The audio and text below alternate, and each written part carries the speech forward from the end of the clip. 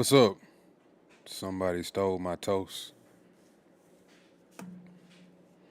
What's going on?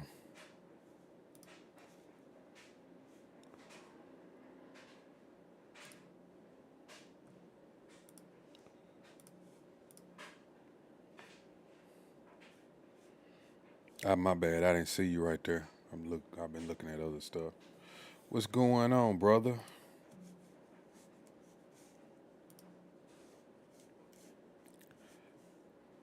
Let y'all know. I didn't even know people was up in here yet, but might as well go ahead and speak. As y'all know, P. Diddy trial continued today. Kid Cudi testified. I have some of the transcript from the court on my page here. I was gonna read it to y'all, but I also had this video. Yeah, I'll let y'all hear this. This is the guy. If y'all haven't been paying attention, a lot of the transcript that's been coming from the inside, because it's no cameras, it's no video or anything like that when it pertains to federal cases. And this guy, his name is Inner City Press. Well, that's what he goes by on Twitter. And I guess he's been transcribing the interactions between the witnesses and the prosecution and the defense, and he's been transcribing it on his Twitter page for us to read and follow along, even in real time. I mean, I don't know how he's doing it so fast, but he's doing it, and I'm going to read it to y'all, but first I'm going to let y'all see his video. You say somebody stole your toast? Oh, yeah, bro. I'm not no, what do you think? I'm somebody like famous or something like that? I'm not nobody famous, bro. I'm just a regular guy. I come on here from time to time and speak on this. That type of stuff don't bother me, man. I'm not butthurt about it. I mean, it is what it is. I'm new. I've been doing it for about 6 months now. Well, longer than that, probably about 8 months. But it is what it is, bro. I'm still working on this. No, I'm not nobody famous on YouTube, anything like that. Nothing special. Nothing special about me, sir.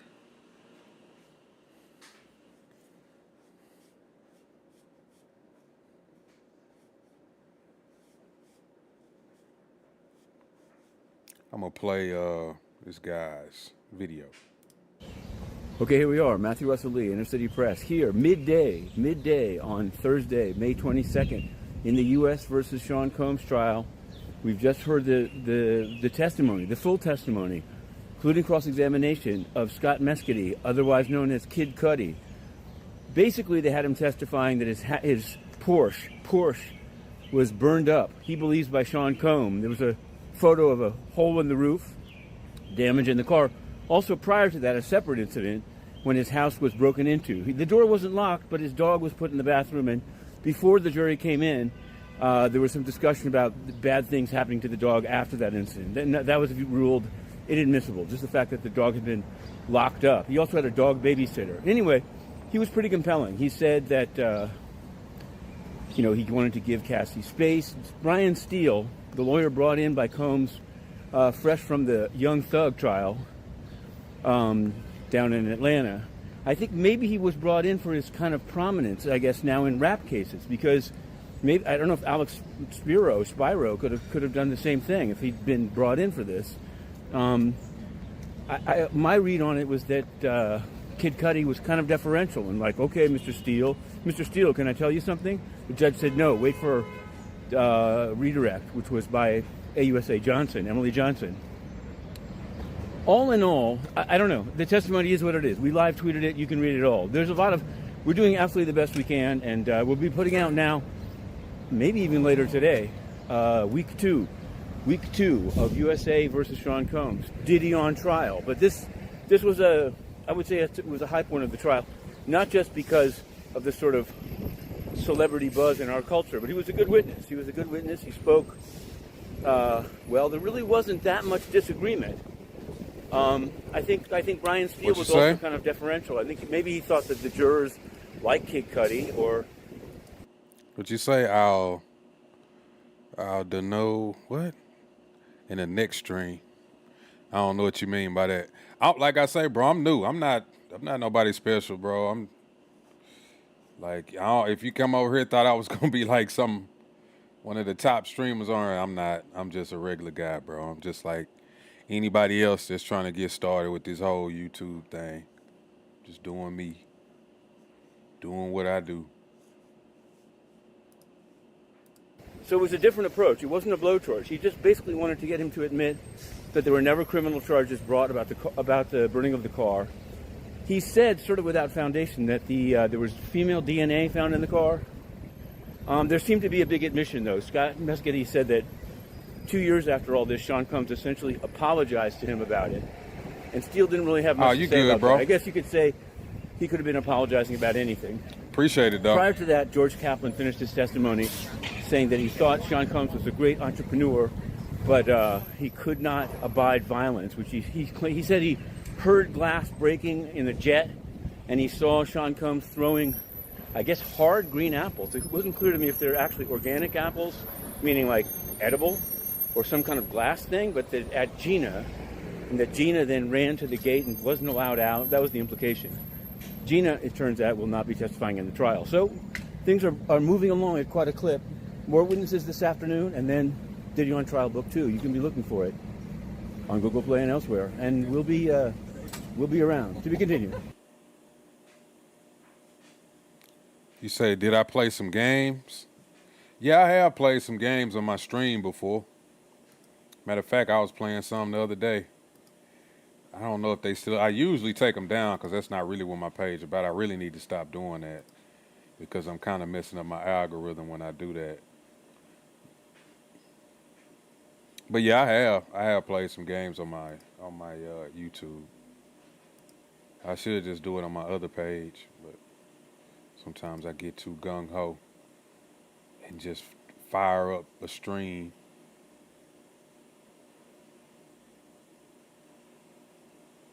Yeah. Let me, I guess I could read some of this transcript.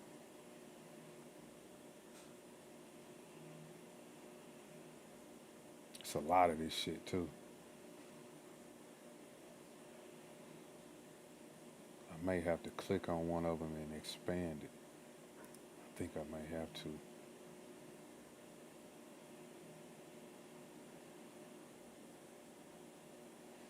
Look at that. Look how much of it is. Jesus.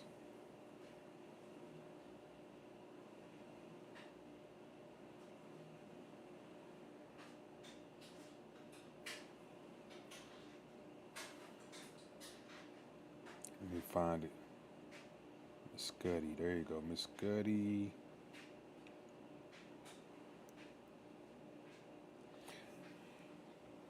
This is the AUSA we call Scott Muscudi. Kid Cudi takes the witness stand. AUSA Johnson, what did you do for work? Muscudi. That's Kid Cudi.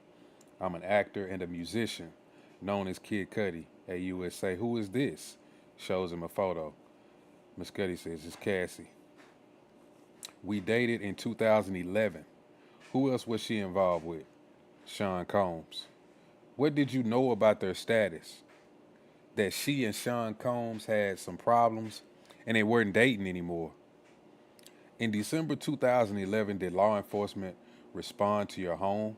Muscudi, yes, I had a break-in. Cassie called me at 5:30 or 6 a.m. She said Sean Combs had found out about us. She asked me to pick her up, so I did. Yeah. AUSA, why? Muscudi, she was worried. What was her demeanor? Very stressed and worried. Where did you go? The Sunset Marquee. Why? I thought it was safe off the radar. Who else did you speak with? Capricorn Clark. She sounded near tears. What did she say? That Sean Combs in the car near my house. Objection. This is Combs' lawyer. Judge overruled. You called Sean Combs? I did. He said, I'm over here waiting for you. When you arrived, what did the outside look like? Pretty normal. Any security cameras? Yes, but I found out they weren't working. But the security cameras had been moved. That's what Kid Cudi said. Did you move them? No. What did you see inside her home? Gifts were open, some stuff I got from Chanel, and my dog was locked up in the bathroom. How did you usually leave your dog? I let him roam. How long had you had your dog? 3 years. What changes were behavior of your dog after the break-in? Jittery, on edge all the time. I got back in and called Sean Combs again. I was looking for him. I wanted to fight him, you know. Did he answer? Yeah. He said, I'm on my way. I thought to myself, Combs' lawyer. Objection. Judge. Grounds. Non-responsive, overruled. All right, peace. AUSA, did you see Cassie in Connecticut? Yes, indeed. Yes, she needed it. Did Mr. Combs call you? Yes, he hit me a few times. Hit?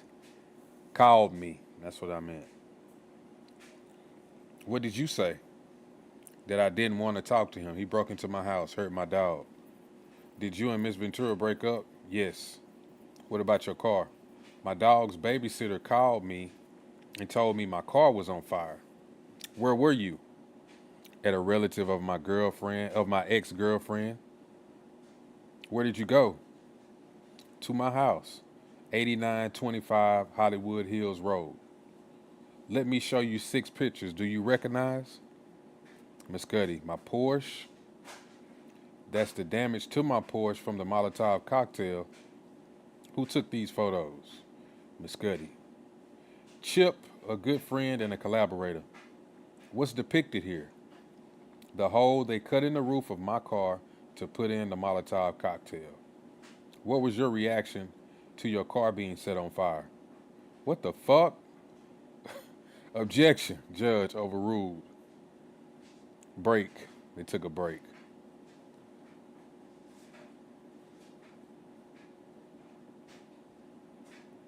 Okay, they back. Did you think it was accidental or intentional? Intentional. Where did you last see Miss Ventura? At the Soho house. I'd reached out to Sean Combs and said, let's talk. This is getting out of hand.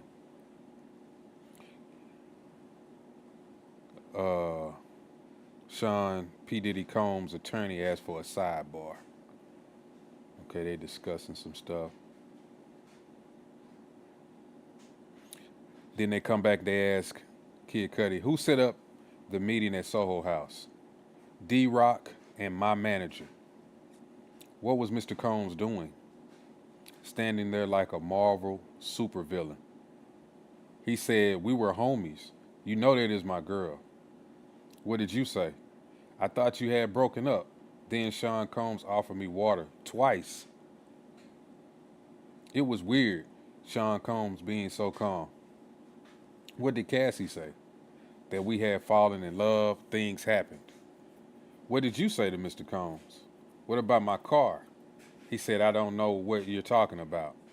I walked away. Did you see Sean Combs later? A few years later, also at Soho House, he said, I'm just sorry for all that bullshit. I was surprised, so I found peace with it. No further questions at this time. That's what she ended up doing. Then Combs' attorney, Brian Steele, I want to ask you some questions about your Porsche in 2022. Miss Cudi, 2012. I apologize. You get a call about damage to your vehicle. Any surveillance photos? No, my dog's babysitter did send me pictures of the damage. The DNA taken, are you aware it came back being a female? Objection, no foundation, sustained. Do you know there were DNA results? Kid Cudi, no. Miss Ventura told you it was over. We just stopped talking. You told this honorable court and this jury that she played you. Miss Cudi, yes. She played you and you had no clue? No clue. In 2011, you went on a tour. Yes. 65 locations? Yeah. At that time, Sean Combs was an icon, fair to say? Yes. You and Miss Ventura had a sexual relationship. Objection.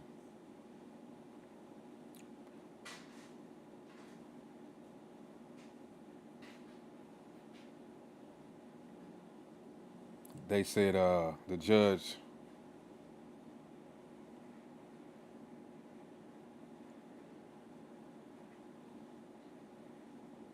Okay. Combs' attorney still said, "Do you want to tell me something?" Muscuddy. Sean Combs asked about me doing a song with Miss Ventura in 2010. Still, thank you. You believe they left your front door unlocked? Muscuddy. Yes. No forced entry? No. Just presence opened, door in the bathroom. I'm not belittling, just asking. You called Sean Combs? Muscuddy. Yeah. He was calm? Yes. You went to see him. You didn't think he had a gun. I couldn't call it. You are a strong person. That's how you categorize yourself. Yeah, this crossed the line. Miss Ventura told you she was abused. Yes. But she never said she was sexually abused, true? She did not. You loved her? Tell me if I'm wrong. I did. You got played by the same person who played Mr. Combs, Cassie Ventura. In the 13 years since, have you ever been notified in California that there has been any more action on this car fire? No. Did Miss Ventura have multiple phones? I don't remember.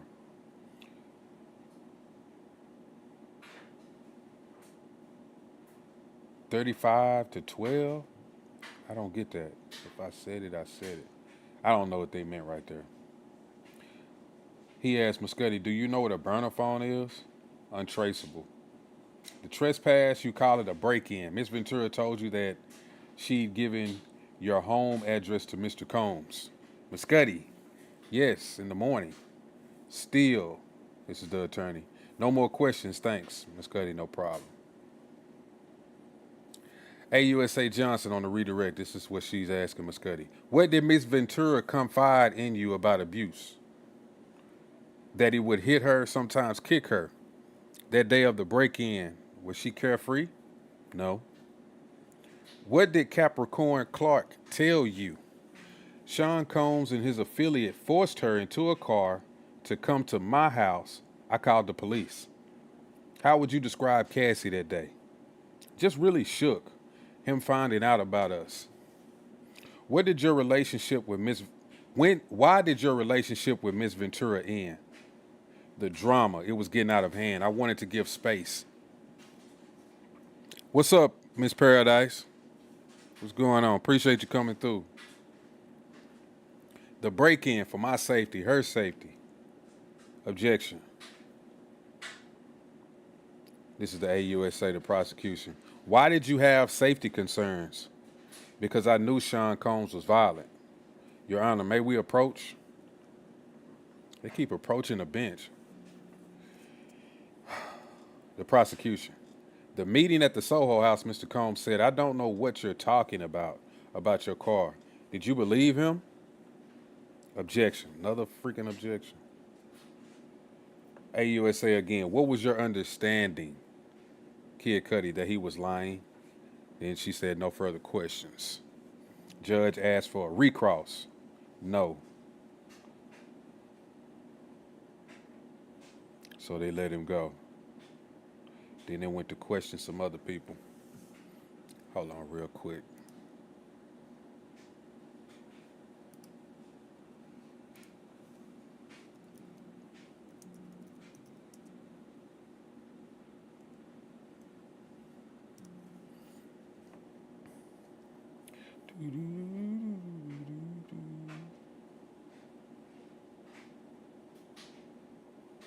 It's just one page that I like to go to. It's pretty good. I'm going to just play this. Joined right now by civil trial attorney. I need to stop doing this sometime. Joined right now by civil trial attorney David Ring, criminal defense attorney, former prosecutor Safa Robinson-Ferrer, and also Matt Murphy, criminal defense attorney, who's with me right now as well, former prosecutor as well. Great to have you all here. Matt, I'll start with you. Got to ask you about Kid Cudi. Did he help the prosecution as much as I think he helped the prosecution? Well, he's a very compelling witness. And as we were talking about off camera, have you ever seen somebody walk into a courtroom with more poise and coolness? No. I mean, ever. Smoking a cigarette, leather jacket, the whole deal. But each one of these witnesses, it's almost creating like an insurmountable mountain of evidence against Sean Diddy Combs. We got a bunch of questions coming in about this, obviously. So, David, this is from D Princess. Excuse me.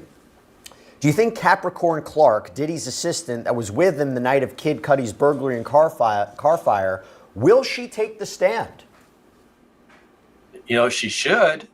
She's a very important witness. And in fact, that was a key part of Kid Cudi's testimony, was that Capricorn Clark, who obviously was an employee of Combs, that she was basically forced to ride in the car with him to Kid Cudi's house, and then calls Kid Cudi and says, hey, Combs and some others are at your house. They're inside your house right now, and I'm really scared. So why is that super important, separate and apart from the fact he, throws a Molotov cocktail in the Porsche? Because basically that's a charge of almost kidnapping. And that's a really important part of the RICO charge. So I think it'd be important to call her, and I would suspect we see her. Got a question for you, Safa. This is from Shop Girl. Jesse, do you think without video surveillance or Cudi seeing them blow up the car, that it's just hearsay? What do you think? I'll throw it to you, Safa. Not necessarily. What people often don't realize is that testimony is evidence. And if somebody is testifying, what they testify to, a jury can use that to determine guilt or innocence. Not only that, but we have the exhibits that were moved in under Mr. and Ms. Cudi, which show and corroborate the arson taking place, the nature of the relationship he had with Ms. Ventura, and the interestingly semi-tumultuous relationship he had with Mr. Combs, and ultimately what became of that. So it's not necessarily hearsay. His testimony is evidence. The judge is going to instruct the jury on that and indicate to them that if they do find him credible, they can certainly consider his testimony and ultimately either come back with a guilty verdict or a not guilty verdict. We got a question from Melissa Budas. It's not a question. Oh, Jesse, you have to give us AI video of the Cudi testimony. I'll tell you what, we probably will. So we're doing this thing up on Long Crime's YouTube. We're taking the transcripts and we're using AI to make visual recreations of what the testimony might have been like. I think it's important to get that visual aspect of it. Obviously, there's no cameras, there's no audio equipment. So there's one thing just to see the transcript and read it versus another thing hearing it. And we're trying to do it for the most important pieces or some of the more memorable pieces of testimony from this case. We did it for opening statements. We did it for Cassandra Ventura's testimony. I have a feeling we'll probably do it for Kid Cudi's testimony. Okay, going to you, Matt. Got a question from Mbasa Naebi. Hi, Jesse. Mbasa from South Africa. Hi, thanks so much for tuning in all the way over there. If Sean Combs is convicted, how many times can he appeal his conviction? Is there a limit? Not really. The short answer is not really. There are, after the direct appeal goes through the local circuit court, it theoretically could go all the way up to the United States Supreme Court. And then there's an entire thing known as the habeas process, where outside evidence that was not admitted or was not discovered at the time of the original trial can then be used to challenge the conviction or various counts that he may be convicted of. So what does that mean? That means essentially that if you have the funding to do it, it's almost unlimited. I have another follow-up question for you about that from the same viewer. But before I do, I mentioned that as soon as court comes back, we're going to give you real-time updates. We have a court update. So prosecutor Maureen Comey says they want to put an exhibit showing Miss Ventura scantily clad. We think it plays into a stereotype that if she dresses like this, she must have consented to the freak-offs. That is an interesting observation or interesting argument or maybe allegation put forward by the prosecutor here. David, let me throw that to you. What do you make of that? What's the relevance of introducing a photo of Cassie in some sort of like a scantily clad outfit? I mean, truly, that's victim blaming. There's no purpose for it. And I agree with the prosecution. They're just trying to undermine her credibility and portray her to be, someone who sleeps around with a lot of people and not to be believed. So I think I can't see any reason why that would be admitted. So David, I'll just throw that back. That you heard from the cross-examination of Kid Cudi where they were trying to suggest, Kid Cudi, she played you, huh? She played Sean Combs. She had burner phones, right? They're putting a lot of the emphasis on her. And I wonder what the argument is. Is it just to suggest that she can't be believed? That, she comes out these years later, says that she's a victim of sex trafficking, filed a lawsuit against Sean Combs. Do you think there's any ground to that? Do you see where they might be going? Well, look, the defense wants to do everything they possibly can to undermine the credibility of Cassie Ventura. And so any chance they get, they're going to try to attack her, undermine her credibility, portray her to be, manipulative, and that, she was in this with Sean Combs and she did this to other people. So that's their defense. They've got to. She was such a powerful witness. They've got to do everything they can to try to undermine her. Yeah, they do. But I'm one of these people. I don't absolve Diddy of anything, but at the same time, like I keep saying, bro, she had plenty of opportunities to leave, but the conflict to me comes in where she's claiming that Diddy was this horrible person, and then she would move on with other individuals, but always return to Diddy. So that shows me that she had the ability to leave or the ability to be with somebody else or to get away from Diddy, but she always chose to go back. Whether she would say or stuff would happen about Kid Cudi's car and whatnot, but she would always end up with Diddy. She was with the now husband. She was sleeping with Diddy, and he was on FaceTime, or she was on the phone with him. It was something like that. And she was back with Diddy again. Then eventually she got away from him again and then got married to this dude, Alex Fine. So, I don't know. Charles says, with all this stuff that Puffy was doing, I'm surprised he's not dead. Yeah, but they say he was a menace when it comes to his city. Say he was almost like a mob character. You know what I'm saying? Which is crazy. Like, Diddy a mob boss? We would never think that. We always knew he was a deviant when it comes to being a pervert, when they started saying he liked men, and remember 50 Cent and all of these other people were saying that. And so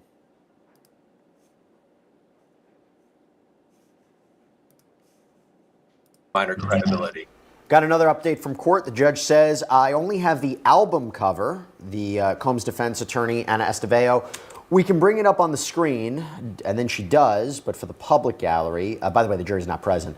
We've withdrawn some of the exhibits. It's rather about her career opportunities and the like. Safa, let me throw you into the mix. What interesting response. Daddy, I like when you Most definitely. And I think what the defense is trying to do here is basically show that despite her relationship ending with Mr. Combs, her career went on. She still had other employment opportunities. She was a very well notable singer, and that she was known all across the country and the world. And that her ending of the relationship with Mr. Combs did not stop that from occurring, did not stop her career, which will negate his power and control over her and over her career, which would blast the prosecution's theory that she was essentially a victim, that he controlled her every move with respect to, her personal life and her professional life. And that's what the defense is trying to go at there. By the way, one of the things that we do during this lunchtime show is we not only take your... Miss Paradise says, Diddy taking care of Cassie's family? Yeah. Ain't that right? That's why he wanted that money from that mom, because I guess he was really paying them, you got to keep her in line. People really know what's going on. Don't you think it's kind of like those parents who was taking money, whose kids was going with R. Kelly? And they had to know from all the stuff we know about Diddy not Diddy, but R. Kelly. Like, why would you let your daughter be around R. Kelly privately and alone? Because they was getting that money. Or if they wasn't getting a check, they was promised you know, these riches, like I'm gonna make your kid a star. So they be selling their kids out. And yeah, Diddy was taking care of the family. He was taking care of Cassie. And that's why I say that's why they can't get away. I guess they be calling it victim shaming or whatever, but I'm not victim shaming. I'm just saying, I see so many people, or we hear about so many of these women who claim all of these things about these guys, but they hang around for the money. You know, I always ask this question because I asked it on another video. Me as a regular working dude, like, could I keep a female to hang around and have freak offs? And, you know, every week we get in a room, we hiring an escort. I'm watching the escort bang my chick out, pee on her, all of this freaky stuff. And I'm just a regular dude, you know. Yeah, I'm taking care of bills. You know, we going on little trips. Not nothing spectacular. Just some regular, everyday, working type of individual shit. I don't think I could. I think I could for a little bit, you know, but I think she would eventually like, okay, I'm bored. I want to do something else. I got to find another man, you know, blah, blah, blah. I think she would eventually move on or try to get away from me. And it wouldn't be nothing. But if I was rich, like Diddy, and had a bunch of money and I'm paying your bills, you got a car, a house, you got an extra house, an apartment, a skyline apartment, and I'm promising you these records, and you can't get away. So it just feels like they be for sale. They saying this stuff, but they be for sale to me. It's for sale. Because if it wasn't, you'd be gone. If you didn't like none of that stuff, you'd be gone. But the money is too good. Am I wrong for saying that? Is that out of bounds? I've said that a few times, but I don't think I'm out of bounds. I just feel like it'd be a price tag on some of these women's vagina.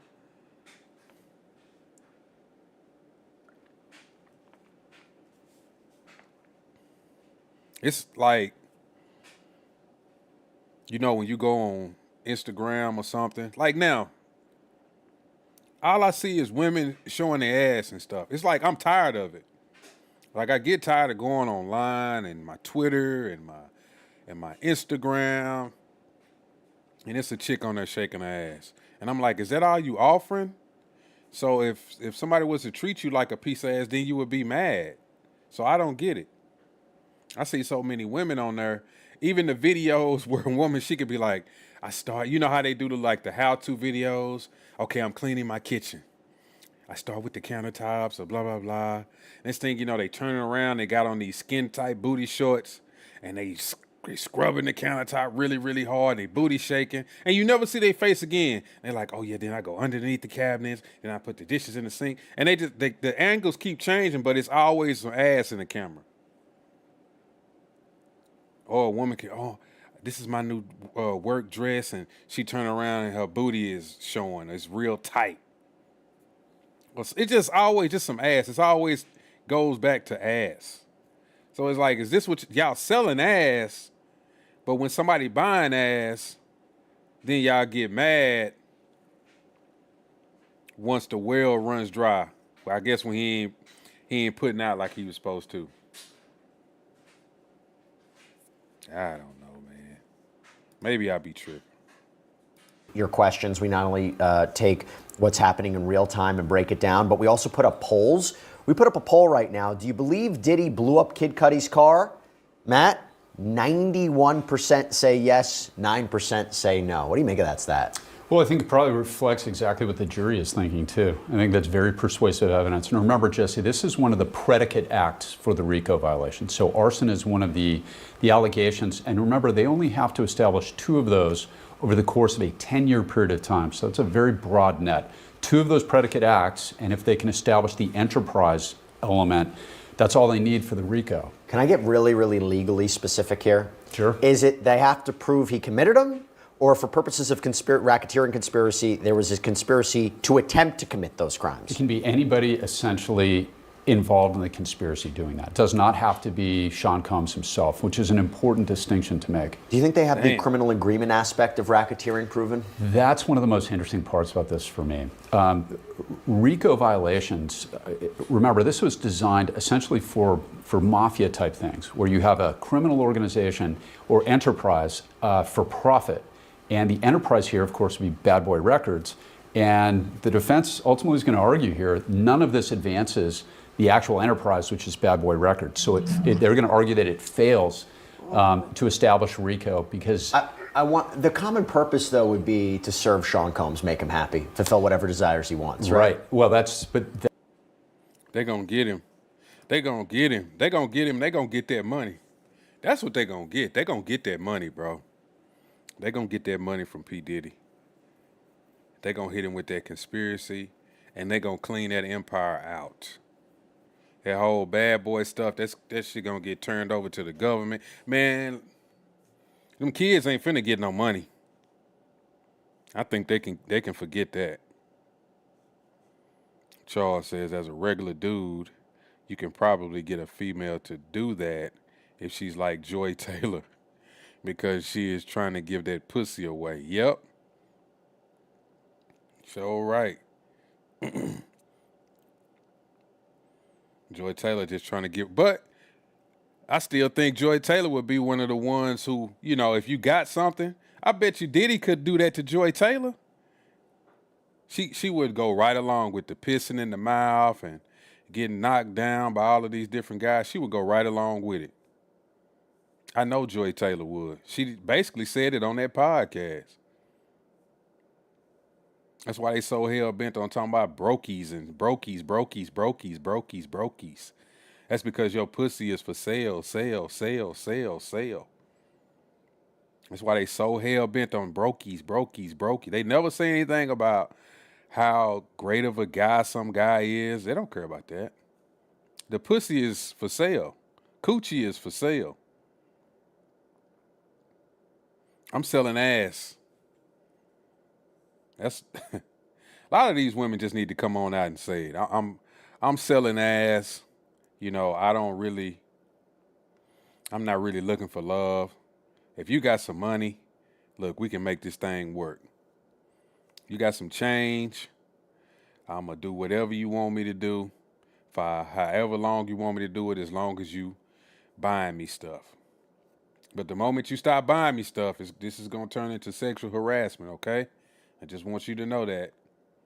This is going to turn into you overpowering me and you coercing me, okay? Even though it's been 10, 15 years, I just want you to understand that. So if you ever get out of line and you stop making your payments on time and that interest start piling up on you, we're going to start repossessing some stuff. The last thing we're going to repossess is your life, okay? We're going to take your life away. We're going to put you behind bars. So that's the threat. You need to keep it up. That's exactly what the defense is ultimately, I think, going to argue. And this may be such a fine point that this is something that's hashed out in the courts of appeal. But advancing the interests of an individual is not advancing the interests of the actual criminal enterprise or the enterprise itself. It's a very fine legal note, but I think the defense is keying in exactly on that point. You're a good attorney. Did anybody tell you that? You're a good attorney, making a good argument here. Okay, got an update from court. The judge says, what's the relevance of these exhibits? Again, talking about photographs of Cassandra Ventura, it appears. Well, so the judge asks, what's the relevance of these exhibits? The next witness did Miss Ventura's makeup, but what's the purpose of the pictures? It's a 402 issue first, relevance. Combs' attorney responds, Miss Ventura testified about her career being impacted. And the prosecutor says, I'll stipulate. David, so it seems to me the defense is suggesting to the idea that Sean Combs controlled all aspects of her life, controlled her career, her appearance, very important power dynamics for sex trafficking. But it does become a question if this is relevant. What are you taking away from that? Look, I think it's a minor point. I mean, they're arguing over the introduction of this photo, whether it comes in or doesn't come in. Is it, at the end of the day, is it really going to make a big difference? So I get it. But again, I think I don't see the relevance to it unless I hear more argument. Got a question for you, Safa. This is from MM7. Is it likely the prosecution is starting with older victims and older evidence, Cassie, Kid Cudi, but as the trial continues, they will get into more recent crimes and victims tied into the RICO case? Good question. It's very possible. I think one of the main reasons why Miss Ventura went first initially was because she was victim number one. Not only that, she's very heavily pregnant. She could go into labor at some point in time in the very near future. And they wanted to ensure that she would still be able to testify in the event that she ultimately went into labor and would be out on some sort of maternity leave for the remainder of the trial. So I think that's initially why they put her on. I think we've still got to hear from victim 2 and victim 3. I expect that they are going to be alleged newer victims and that they will Jesus. provide more up-to-date or more recent testimony about more recent acts and activities alleged against Mr. Combs. Victim 2 and victim 3. Yeah, he finna get hit without. He gonna go down. I swear I didn't know it was this many witnesses, bro. I knew it was gonna be some witnesses, but these witnesses just go on and on and on. I didn't know it was gonna be this many. I didn't even think they was gonna bring some of these people forward, like Kid Cudi and stuff. See, I kind of figured it would be like that assistant that they brought up the other day who was talking about the Barack Obama shaped pills. I knew it would be people like that, and bodyguards and people who used to work for Diddy. But man, they getting into some other stuff. Like they is about to take this man's money. So if they don't get him on some of these charges, they gonna hit him with the right charge to get that money. They gonna hit him with that RICO. They gonna hit him with that RICO. This is gonna be crazy to know that a top hip hop music mogul is about to go down on a RICO charge. That's gonna set a precedent for all of these other people. Like, I'm not saying that people like Baby and them done something, but look, they could get hit with something too. Cause you know a lot of them was still in the game when they got started. I don't know how far these people can go back. Some of them are still in the game. Some of them still be doing shit, which is crazy. So, you know how these things go. They get Diddy, then they go after somebody else, then they go after somebody else. They is about to clean this rap game up. It ain't gonna be nobody left. They finna get a bunch of people. Nope, I don't think he worked alone. I know he had help, Paradise. He had to have help. Some of this stuff that he's getting accused of, you know he had to have help. You know he wasn't doing this by himself. Some of these bodyguards, and they all knew what was going on. They was working with him. They was going to these houses. What was the video? That dude Bonds, last name Bonds. Remember he went over to Kim Porter's house with him while Diddy was like banging on the windows and trying to get in the house. And he eventually told him, man, we got to go. Because Diddy was acting crazy. Saying also we didn't hear a peep on the Ghislaine Maxwell. You right. We ain't heard nothing else about Ghislaine Maxwell. She locked up, but they didn't say nothing else about it. Didn't she have the names? Did she have the names and the paperwork of some of these people who was at Epstein Island? You know they kind of saying that Diddy got some of the same stuff, not when it comes to like pedophilia with kids, but grown-ups. Other grown-ups who was there. Who was partaking in some of these freak-offs. I wonder if they gonna ever get to the footage. You know that didn't they ever find footage when they raided P. Diddy's home? I wonder if they got some of this footage of some of these celebrities that went to these freak-offs. Not only that, this is another question.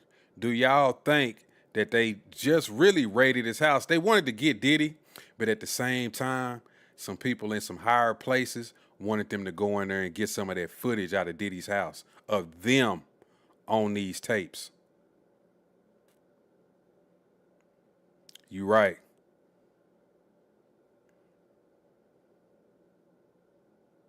That was about the footage. You right. They wanted to get that footage out of there. That's what I think. I think somebody in a high place said, look, y'all gotta, I cannot come up on no freak off. I don't want nobody to know I was getting my butt towed, all of that shit. I'll be messing with men. It's going to ruin my reputation. They got to go. And Diddy is somebody who knows too much, so he got to go. Just like Epstein, he got to go. So I think the people who really be involved with this stuff, they know what they be doing. They getting rid of, which is what they call tying up loose ends. This is what they call tying up loose ends. Oh yeah, this guy, he knows too much. Sure, he was the one who got me to parties, and he was I wanted to do all these freaky things. He was setting it up for me. I could call him anytime I wanted to have a threesome or be with a guy or be with a midget or a woman, and I wanted a special place. I could always call Diddy. But then we heard about him having recordings because Gene Deal was saying it. Gene Deal said he had over like 400 cameras. So once people like Gene Deal start saying shit like that, they know we got to get that shit up out of there. Because I don't need my reputation on the line, and I don't need my reputation ruined because Diddy was recording shit. And quite possibly, was Diddy using this stuff as blackmail against some of these people? Maybe this is the reason why he had some of this power. Maybe that's why he was so untouchable. Maybe he had footage of cops and police chiefs and other CEOs, other people we don't know about, rappers, actors, athletes.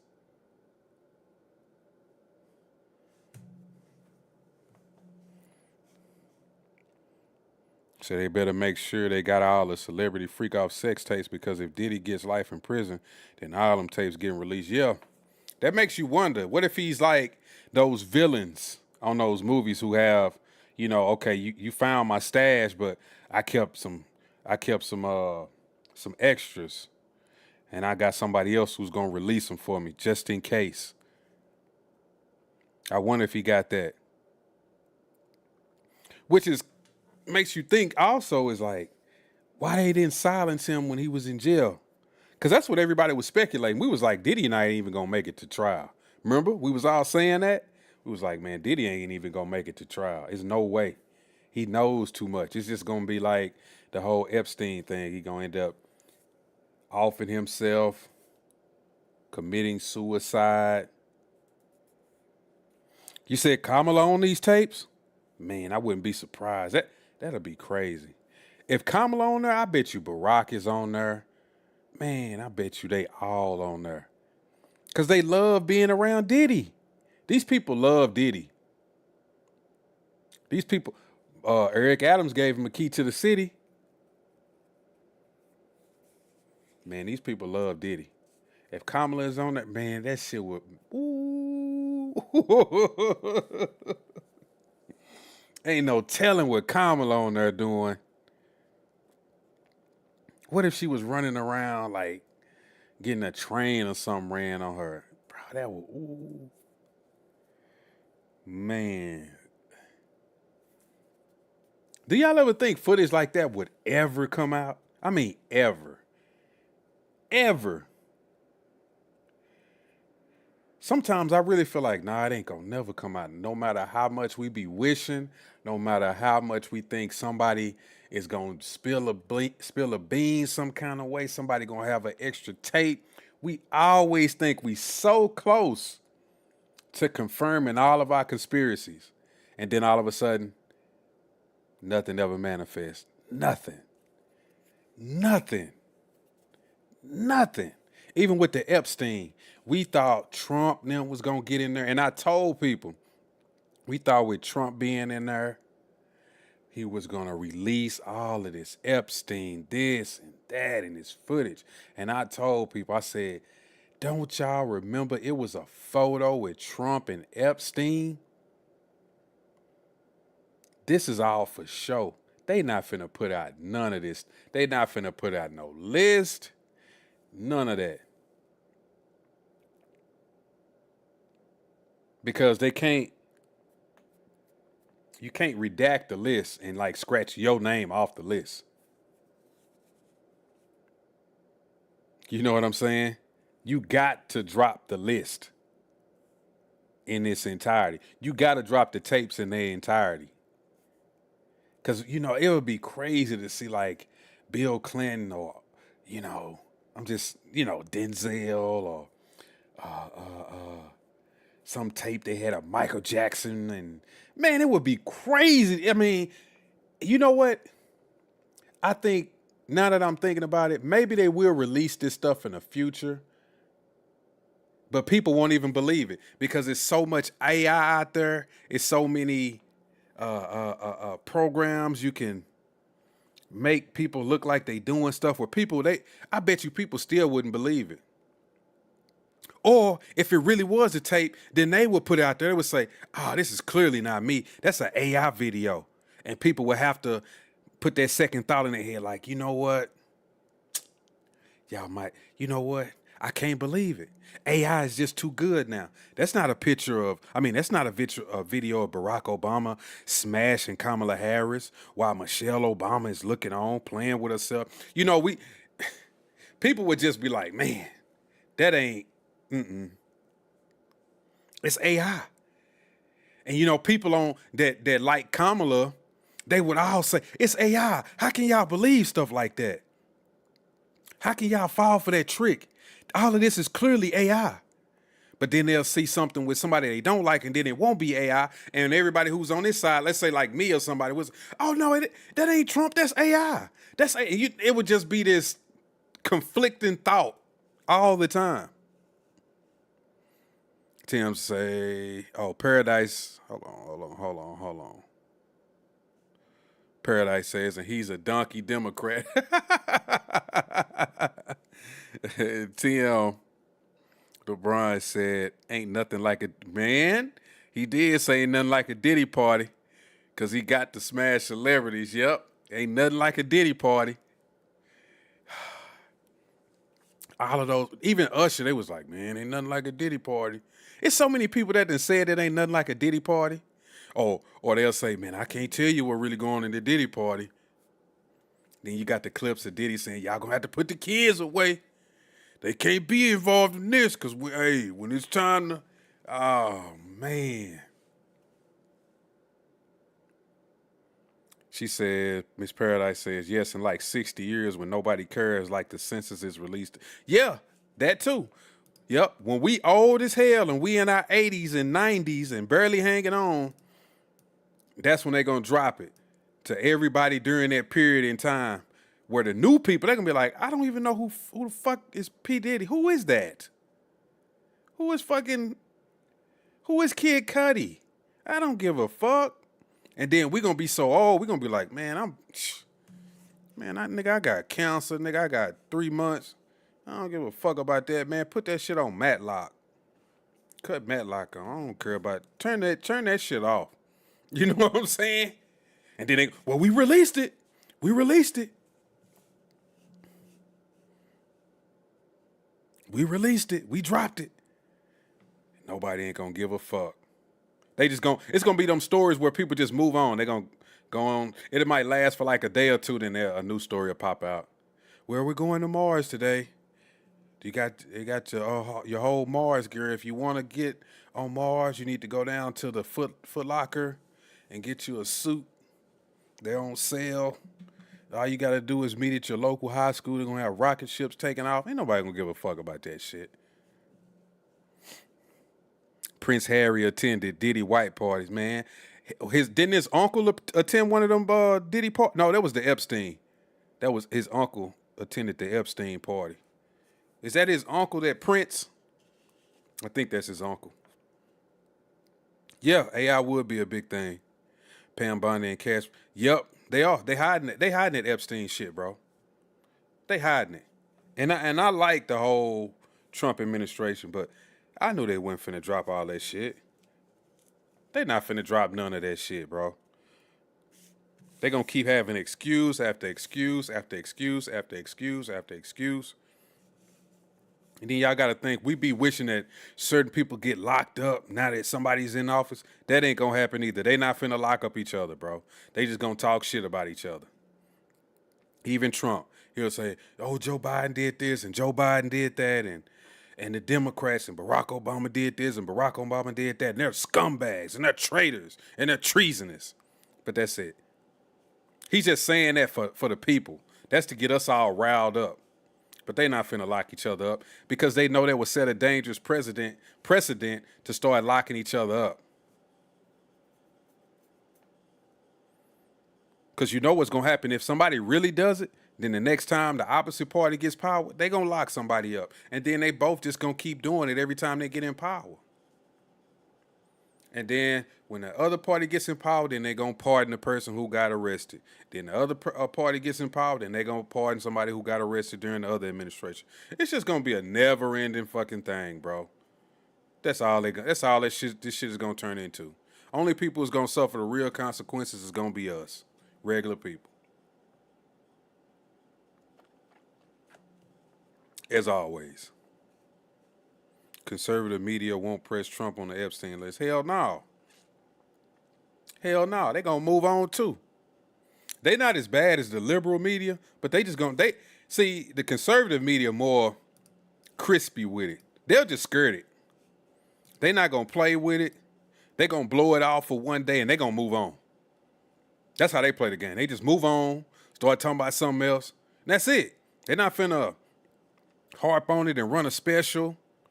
And play around with it and, you know, kind of dodge the questions. Not really. They're not even going to do that. They're going to give an explanation. Whatever the Trump administration goes with, they're going to go right along with it and they're going to move on. They're not going to make a big deal out of it. At all. So, yeah, this is Diddy, Kid Cudi. Crazy, man. He blew up the man's car, threw a Molotov cocktail through the top of the car, cut a hole in it, scared the man dog. Like I was in somebody's space earlier, and they made a good point, but it was funny, but it was a good point. I'm surprised they didn't lose their mind when they said the dog locked the dog in the bathroom and all of that shit. Because you know white folks, you start talking about, what? He locked the dog in the bathroom and the dog was jittery? Man, he got to go to jail now. Oh, no.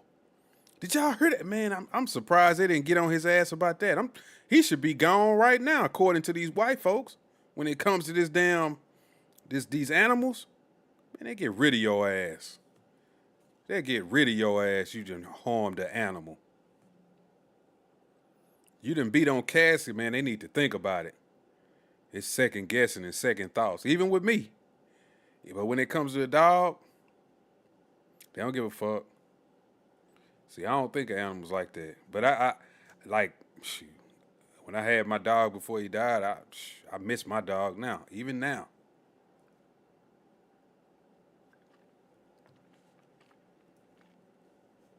But I don't prefer their life over a person's.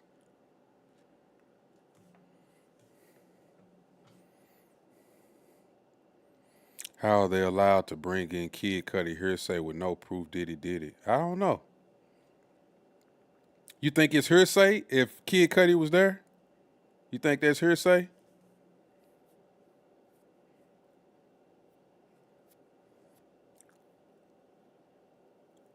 You think that's hearsay?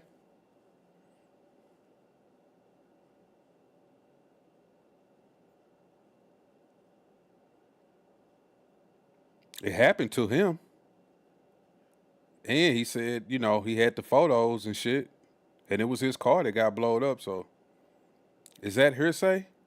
Wouldn't hearsay be like, I heard Kid Cudi I heard my car got blew. I don't know. Like somebody else said that they heard that this stuff happened to him. I wasn't there. Somebody just told me. That's like hearsay, right? Oh, yeah. Diddy, he didn't physically say he saw Diddy blow up the car. Yeah.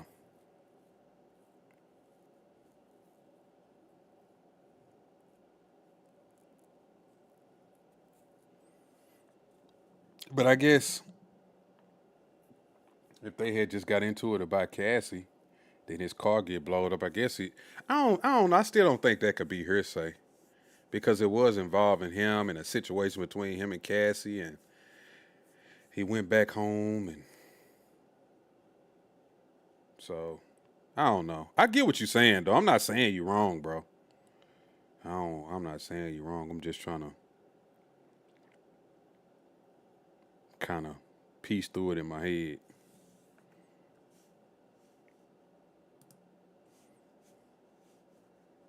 Safa, you mentioned alleged victim number 3, so let me throw this question to you. This is from Vero463. Wasn't victim 3 subpoenaed?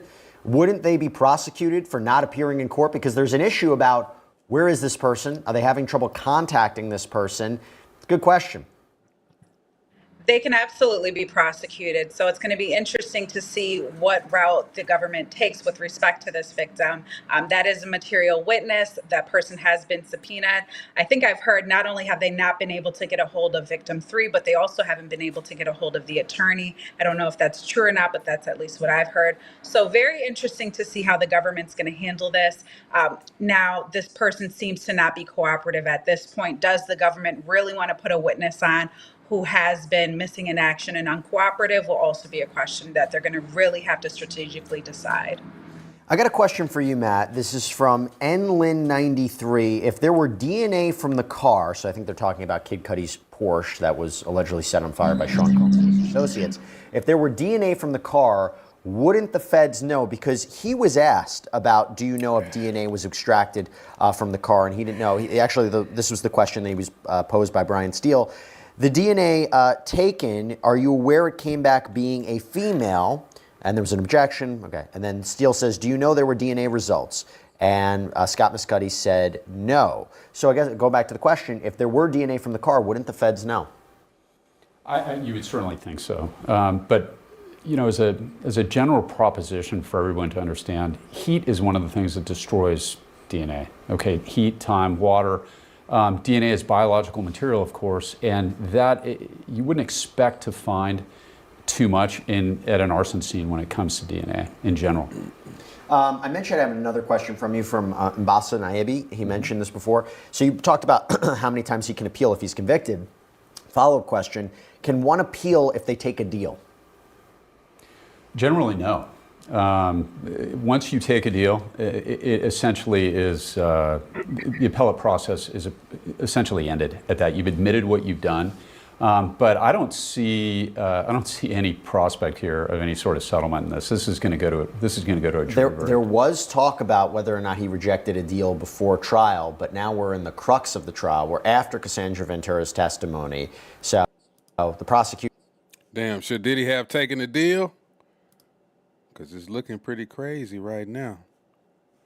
Tim says Diddy not charged for blowing up Kid Cudi car. This case is pure throwing up internet rumors on the wall, hoping the jury are Tasha K and TMZ fans and believe everything they hear about celebrities. Yeah. But I think with that, like this dude was saying earlier on this video, they trying to pin this with is it racketeering? Was it racketeering or the RICO? Because remember he said you had to have 2 instances of something like, I guess, what would be intimidation acts within 10 years. So I think that's why this was brought up. Now, it could be, like you say, internet rumors. They just throwing stuff up against the wall. But I think they trying to pin him with like conspiracy, racketeering, RICO.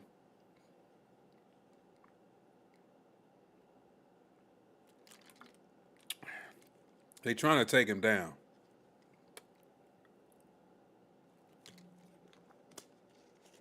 I think what they're going to eventually get to is like Miss Paradise was saying earlier. They're going to have to they're going to have to bring in the conspirators, because you can't have a conspiracy by yourself. The conspirators are going to be bodyguards, assistants, aides. That's where you're going to get the RICO. And that's what they're going to hit him with. That's why we got so many witnesses. I wonder how long this trial is really going to go. Because they're going to have these co-conspirators at some point, I would think. I'm not a lawyer. You know, I don't know that much like that, but I'm just guessing that something's going to have to be done or something's going to have to be said where they bring some other people into the fold and kind of say, yeah, this person was helping Diddy. He was the one making the Molotov cocktails. He was the one supplying the weapons. Remember they already proved that one guy, what did they call him? One Stop or something, the one who was giving them the drugs. They said he never had to pay Diddy. Well, Diddy never paid him, or they never saw Diddy paying him. He would bring Diddy the dick pills, from the dick pills to the drugs, all of that shit, bro. Every bit of it. So they just building a case. They building a case. They putting a certain thought in the jurors' heads right now with this. That's what a lot of this stuff is. Yeah, we saying it's hearsay and this and that. But you get enough hearsay, what you call hearsay, internet rumors, and you put them up on the stand and you getting people testifying against this stuff, those jurors, the rules are it's supposed to be facts. You know, they ain't supposed to get online and read stuff. You know, these people get on their phones when they go home and when they off for the day. They clicking on YouTube, trying to watch something else, and then they seeing these Diddy video, and they just happen to click, let me go ahead and see what they talking about. And ain't nobody gonna know I'm watching. All of that shit. They know this. They know this. And once people start looking at it, you're gonna get them in the court of public opinion, like I said, then you're gonna be swaying them jurors. So they may not even go based on the law, because they don't have to. Not necessarily. If they think he guilty and they all say guilty, he guilty. But what the defense is really trying to do is just get one juror to say not guilty. That's what they need. You just need one when you're the defense. You just need one person to say not guilty, and you can skirt all that shit. Just one. Kid Cudi was supposed to get on the stand and say, we were smashing the same woman. I didn't love her at all. I have no idea who blew up my car, and I don't care. Yeah, I mean, I bet you he didn't say that because he really felt some kind of way. He really felt some kind of way about Cassie. He was mad, bro. He was mad. His car got blowed up behind this woman. And sure, he probably shouldn't have said nothing. You know the code. We know the code. But, I mean, you got a lot of people that's dealing with this stuff that's thinking, man, Diddy might kill me, bro. Not only did he blow up my car, but this nigga could kill me. I might want him to go to jail. Did you hear about his cage dancer that they said might testify that Saul was one of the girls' poop in one of the cages because he wouldn't let them go to the bathroom? No. I didn't hear about that. See what I'm saying? This shit gonna get worse before it get better.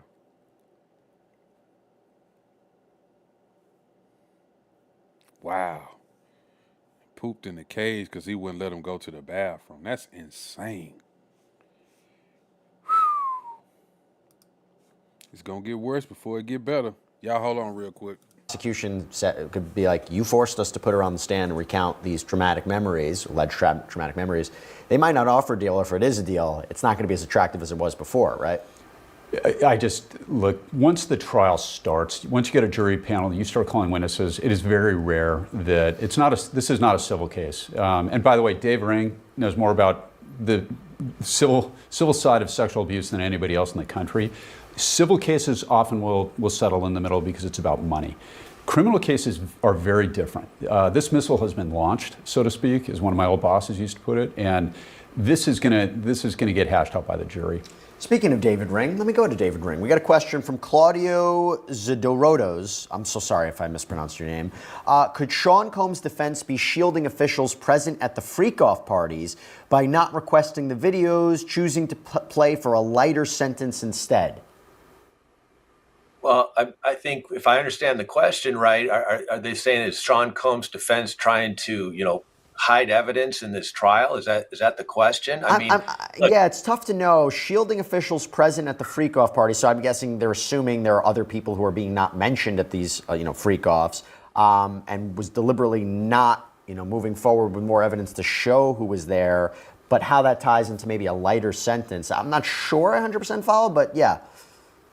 yeah. Look, I think that's the prosecution's job, right? The prosecution is the one they're going to go out there and they're going to find the witnesses who are there and who are willing to testify about this. So Sean Combs doesn't have any obligation to produce witnesses that hurt his defense. That's the prosecution's job.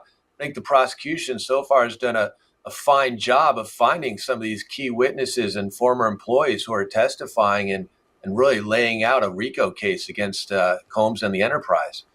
So we have another update from court. It says, so again, it's back and forth about what image or images will be shown to the jury. The judge says, this one is of a public event, so what's the problem? Prosecutor Comey says, it's a low-cut dress. Judge says, I'm allowing it in, but not 652 nor 745. Bring in the witness and the jury. And the witness is a Mila Morales, who's a celebrity makeup artist. What's 652 or 745?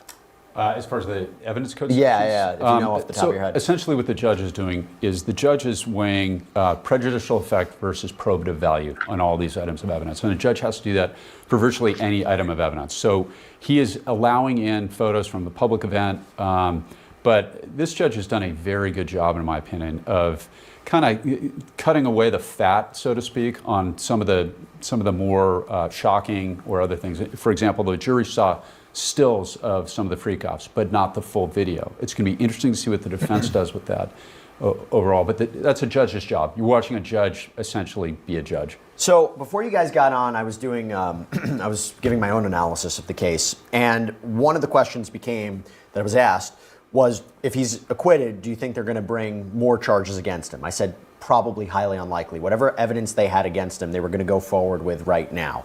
Which does beg the question, because I brought it up before. I'll go to you, Safa. This is a question from Anthony O'Farrell.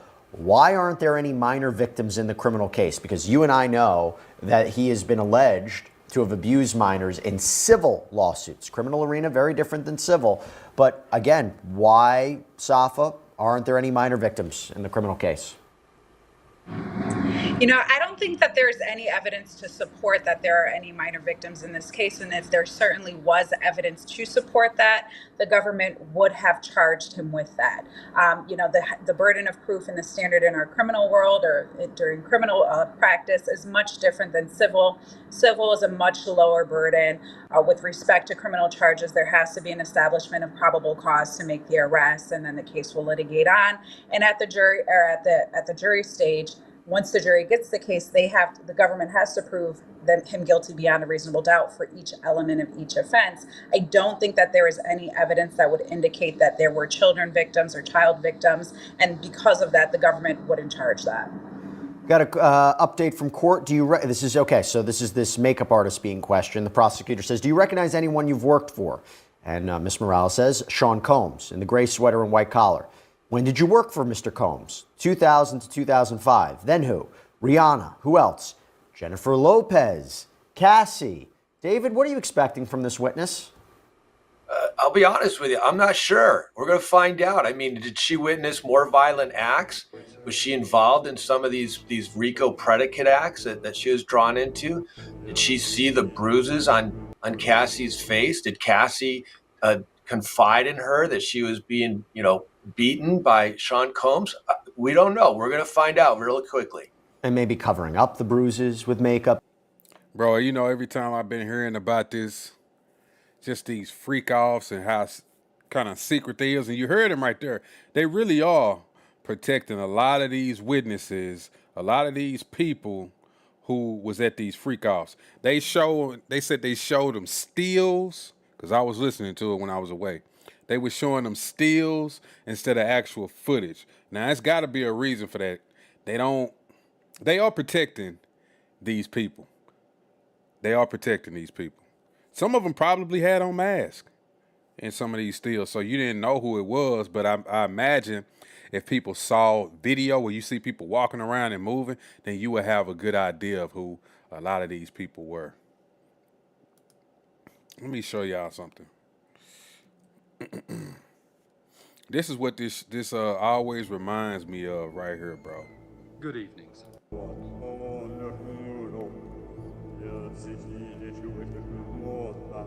If y'all ever seen the movie Eyes Wide Shut, it always reminds me of this every time I think about these Diddy freak-offs.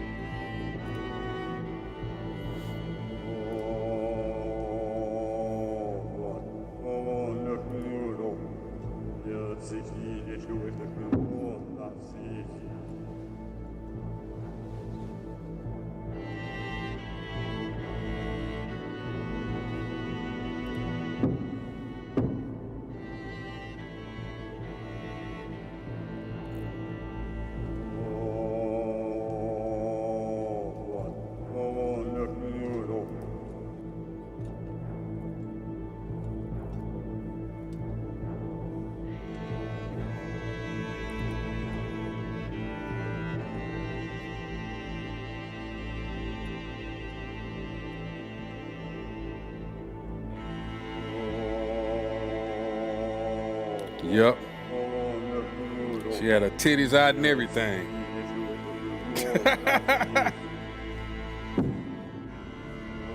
She looks scary now.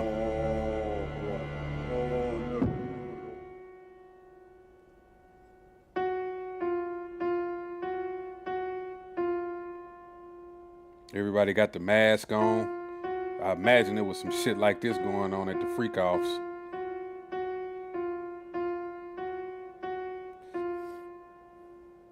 Please, come forward. What did they ask him to do? Y'all remember they asked him to, they say get naked or something like that when they found out who he was? It was like, you need to get naked. That's Diddy. Diddy is the guy in the middle. Come forward. He said, strip down. That's Diddy. That's Diddy. Why'd you take away your message, Tim? I was going to read it. I know, I kind of peeped it for a second. I didn't get to read it like I wanted to. What's up, Dark Kent?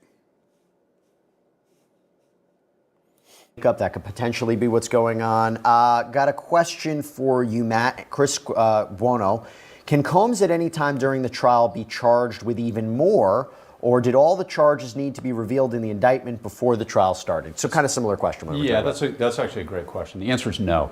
Okay, the defense is entitled to notice. So if new evidence comes to light, they would have to, in theory, charge that in a separate case. But like you said, Jesse, that's very, very rare, if not impossible, when it comes to criminal prosecutions, because he has a right to a defense, he has a right to prepare, he has a right to investigate and all that sort of thing. So the answer is no. Safa, a question from Lily Gazarian. If the case becomes a hung jury and needs to be retried, will he be released until the new trial begins? I highly doubt that. They've made so many applications for his release, and the circumstances really won't change. They have to prove a risk of flight and a threat to the community, and they seem to have proven that here. And the judge seems to have gone along with the prosecution in the belief that there at least he may not be a risk of flight. However, there may be an issue with regard to being a threat to the community or witness tampering and things of that nature. So I do expect that if for some reason this lands in a mistrial, that he will remain in custody pending the new trial. Okay. Man, I don't see this being hung. I think they either going to let him go or they going to convict him. Because I don't think those jurors want to go through this. I don't think the same jurors would go through this. I think they would pick a new jury. But still, I don't think they would do it. I think they either going to convict him or they going to let him walk free. I don't think it'll be a hung jury. Because right now, what I'm seeing, it could be, but I'm not. I think people would come to a decision that now we either got to convict him or we got to let him go. I don't see it being hung. what is it, 12 jurors or is it 13?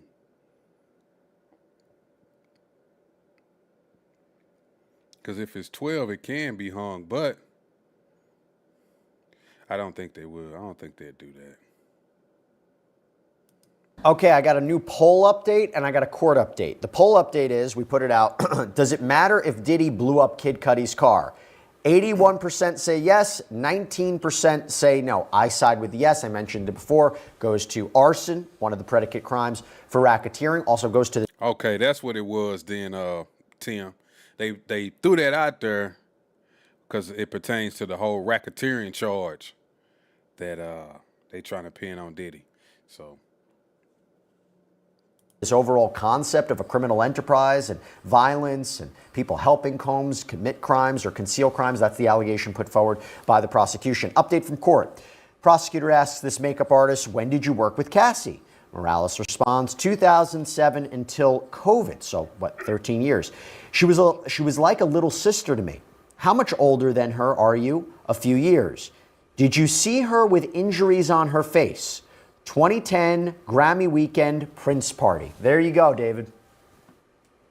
Corroborative evidence. You know, the prosecution's doing a really good job of bringing in other witnesses who corroborate Cassie's testimony. And why is that important? That builds up Cassie's credibility in front of this jury, that she's just not up there saying things that aren't true. Now you have these independent witnesses coming in, backing up exactly what she testified to. Very important. But David, man, that's big.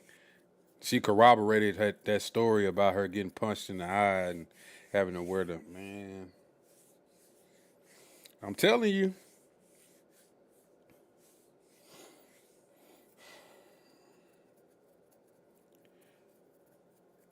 She could have left. I'm going to keep saying it. She had an opportunity to leave. But Diddy was he just so stupid, so ignorant, so much trying to be like a damn boss, trying to be a mob type individual. It's finna cost him. It's finna cost him either his money or his life or both. All of this is on Diddy. Like I say, you ain't gonna never hear me saying free Diddy. Because I don't think he was a good individual. I don't think he was a nice person to anybody. It was too many stories that we heard about him over all of these years. Especially, like I say, when it comes to these artists who was on his label. How many artists do we know that was over there and they would have like a good... I remember Loon, the Locks, they was on... Nothing happened with them. Who else? It was a couple of people who was on... Man, remember... Boys in the Hood, even though they ended up breaking up before anything. But like, man, they would go to Bad Boy and nothing would ever pan out for them. It would just be nothing. Just nothing.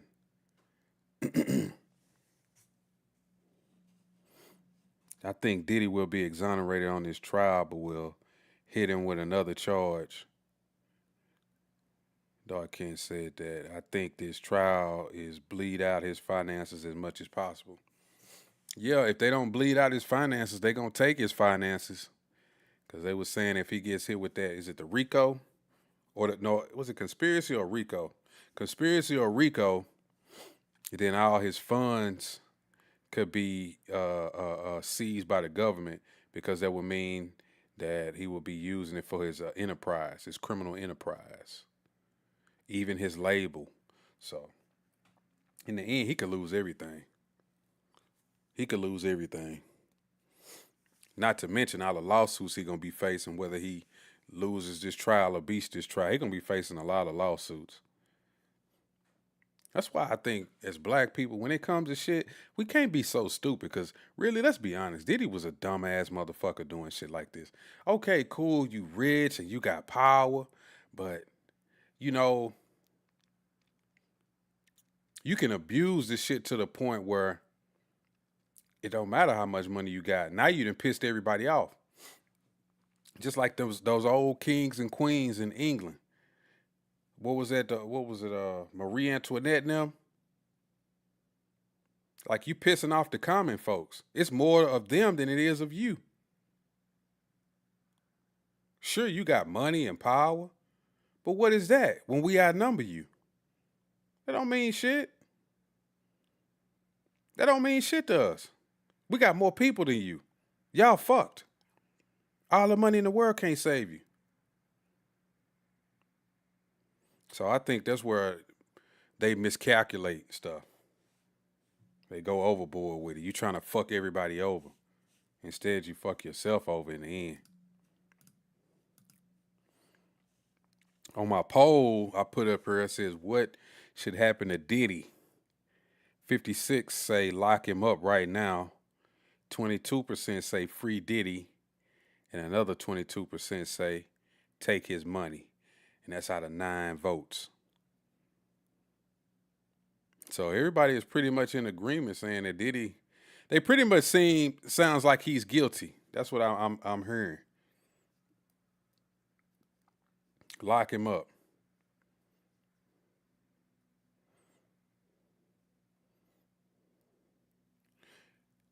You saying Kid Cudi testimony didn't help anything? What do you mean it didn't help the defense or what?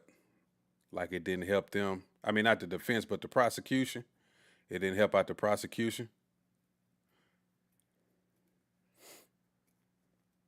So if you feel like that, you probably agree with Tim, because Tim think it was just hearsay. It's not, it's not really amounting to anything.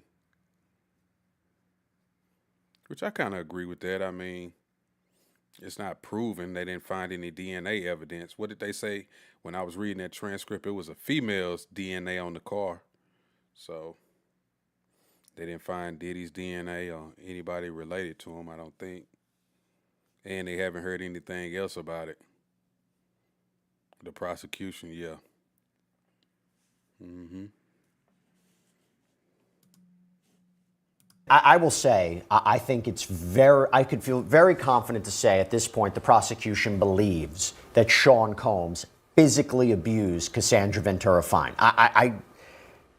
The documents, okay, the photographs, the 2016 video, her testimony, Dawn Richard's testimony, Kerry Morgan's testimony, makeup artist, I mean, her mother. I think there's a lot to suggest. The question becomes, is it sex trafficking? What do you think at this point in the case? Absolutely, I think it is. I mean, look, he is bringing in, basically male sex workers and paying them in cash to participate in these freak-offs. And you can have a debate all day on whether Cassie Ventura, it was consensual or not. I'll always take the position that it was not consensual. She is a victim. She's being beaten and she's being manipulated. And to me, that is absolutely sex trafficking. Yeah, the counter argument is, of course, the defense would say it's just domestic violence. They're not attaching the physical violence to the freak-offs per se. But I will say this much. I think the two most concrete examples, why am I talking to myself? For two most concrete examples, I think, of sex trafficking, the 2016 tape, right? So he allegedly kicks her, beats her, drags her right after a freak-off or an alleged freak-off. And the allegation that on a plane, he shows her tapes of the freak-offs as a way to intimidate her, embarrass her.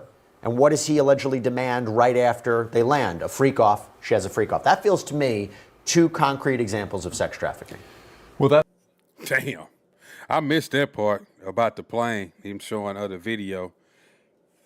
That is sex trafficking. Diddy might have fucked up.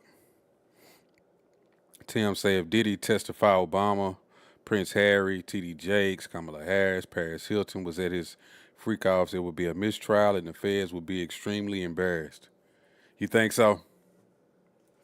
You saying if he mentioned all of these prominent people, he took the stand and mentioned these prominent people, then they would just, they would declare a mistrial, they would get him out of there. You could be on to something.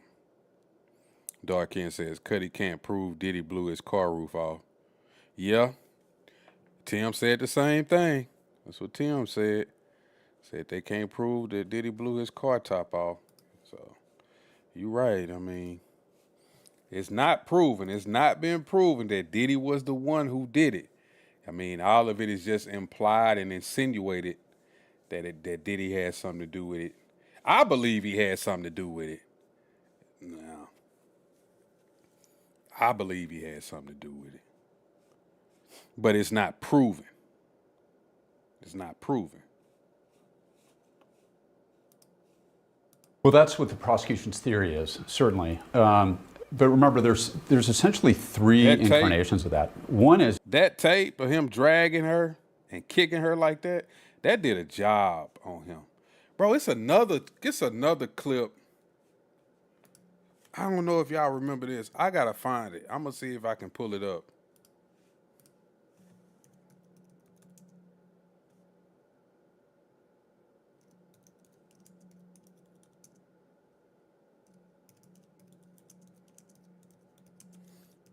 I know y'all seen it.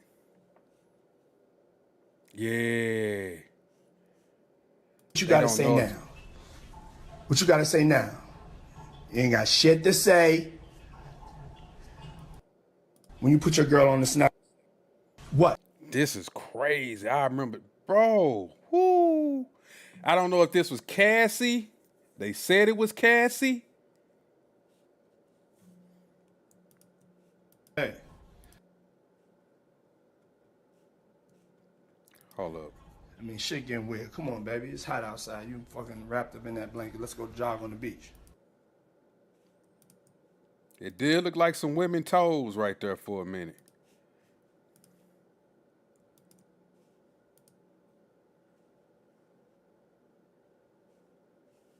Y'all remember this clip? This was supposedly Cassie under a blanket and Diddy up here talking shit. Check it out. What? What you gotta say now? What you on my? What? What you gotta say now? What you gotta say now? You ain't got shit to say. When you put your girl on the snap, what? What you gotta say now? What you on my? What? What you gotta say now? What you gotta say now? You ain't got shit to say. Look like blood on When you put your girl on the snap, what? What you gotta say now? What you on my? What? What you gotta say now? What you gotta say now? You ain't got shit to say. That nigga crazy, bro. But you know what? I mean, honestly, like shit like that really pisses me off. Cause as a man, I could never treat a woman like that, bro. If she hiding under a blanket and being all terrified of you, like that shit is bullshit, bro. That shit is like that shit don't make you a man. Just like when I hear niggas online and they screaming at women and calling them bitches, bro. I'm not even gonna get into that because some people might know who I'm talking about. Well, I'm not on X. I'm only on YouTube.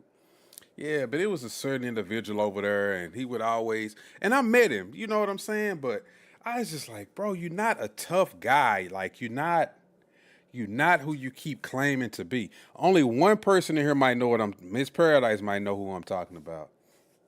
This person used to come to our spaces screaming and always talking loud. You know, him and old Matt got into it and they fell out.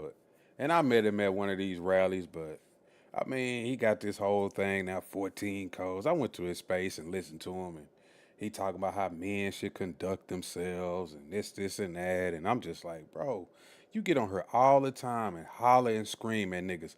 Screaming at people does not make you a man. And the shit that he be talking about, the dude be full of shit. He get online, he's drunk, holding spaces, talking about how men should conduct themselves. Nigga, you cannot tell me how to conduct myself when you a drunkard. You fucking smoke weed and shit all day. I don't listen to niggas like that, bro. I'm not saying I'm the most perfect guy in the world, but it's certain shit like you're not finna tell me. I'm a man, bro. I know how to conduct myself. I know how to treat women.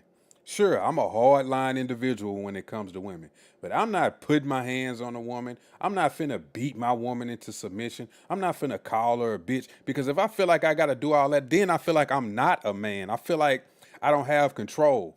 See, real control is when you can talk to your woman calmly and tell her what you want, ask her what you want her to do, and she does it, bro. It's not no issue. If I gotta holler and scream and look mean and snarl and shit, that shit ain't, man, that shit goofy to me. And I done heard him get on her these 14 codes and men ain't being men no more and this and that and da. And then the first thing I hear him do when he get into a space and some woman say something to him, oh, bitch, shut the fuck up, bitch. You a fucking bitch. And I'm like, nigga, you be the main nigga talking about how to conduct yourself. Fuck. Nigga, y'all niggas is, that's why niggas be tripping me out, bro. People don't like what I gotta say. That's why I don't even talk in them spaces, because the shit that I say, I think I be on some man shit than they do. Niggas that get on there and brag about what they got, that shit don't make you a man either, bro. I don't care what nobody. Oh, nigga, I do this and I do that. That shit don't make you a man either, bro. Money don't make you a man. I don't know what these niggas thinking, bro. I grew up with men. Money don't make you a man. I know niggas that was broke, who was men. They just, they didn't have the funds. Shit, I had an uncle who had a wife and kids. He was broke. His wife had a decent job. But shit, she had much respect for him because he could work on stuff around the house. He could fix. I mean, he was like a manly man. Nigga just couldn't keep a job, bro. But he was like a man, bro. Like he had wisdom. He had knowledge about shit. But that work shit and getting money, he wasn't no good at that. Just wasn't. So I don't listen to people like that. It don't, all of these myths and stuff about how to be a man, I don't buy into that shit. I talk to women like I got some sense. Sure, I can get crazy. I know I can. But it's certain things that I just won't do. Nobody can tell me. You can't tell me that. You can't tell me I gotta scream and make mean faces. I mean, this nigga get on pictures and that shit don't make you a man, bro. He on pictures, he be that shit, nigga. Clown shit. That shit clown shit to me. I even remember a time when we was, it was some stuff going on with them fucking spaces and he tried to get on me. He was like, you be in the bullshit too. And I said, nigga, don't you ever come at me with no shit like that. These niggas, bro, the spaces I never, if I hold a space on, I never invite people to come over there and argue and fight and get into it. I don't know if y'all ever been on Twitter spaces. I never invite, well, come over here, so-and-so talking shit. I don't do shit like that. I just open the space. And see, I'm the type of person, I don't mute people. I don't kick people, drop them down. So people take advantage of people like that. So they come in and they bring their bullshit in there. And when they see somebody on the stage, what they call on the stage is somebody speaking. They see somebody speaking that they don't like, and they know I'm not blocking nobody, so you welcome to come in and grab a mic. So then they just start talking shit. So this motherfucker think that I'm encouraging this shit. I'm not encouraging. These people are grown people. Not only that, I don't know these people. I'm just on the internet just like you. But anyway, I'm gonna get off of that shit. But yeah, this Diddy video is crazy, man. Diddy is he had her pinned down like that. She hiding under a blanket. Ain't no telling what she looked like. I'm telling, and them look like little blood droplets on the floor. Tell me that didn't look like blood droplets on the floor. You see that? Am I tripping? Does that look like you know what? Them might not be blood droplets. Them might be rose petals or something. That might be one of them freak offs, because didn't they say that he wanted them to have rose petals and shit on the floor? That was probably at one of them freak offs. I wonder if that was at that same hotel that he kicked and drug her back to the room too. Because that's kind of the time when this video came out.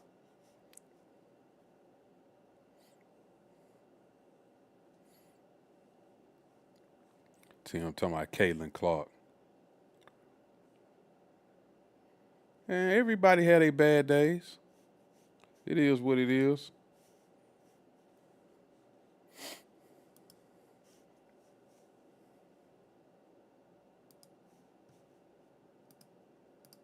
Let me show you something real quick. What they just showed.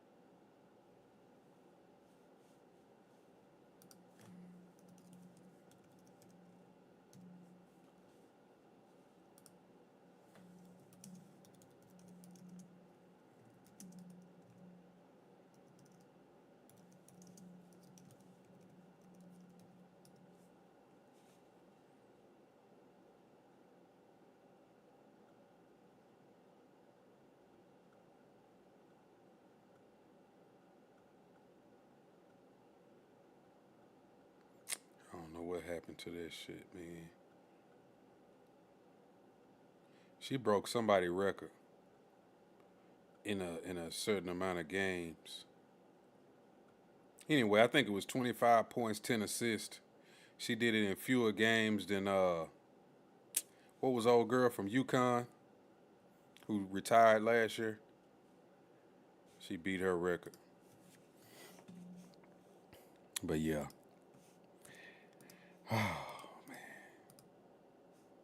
Anyway. Man, look, bro, that's pretty much all I got, man. I ain't got too much else. Unless y'all got something else, I'm just over here. Well, you know what? I'll tell you what. We'll finish this and maybe talk about something else. Let me see something here. Is it's one of the predicate acts of the RICO allegations, okay?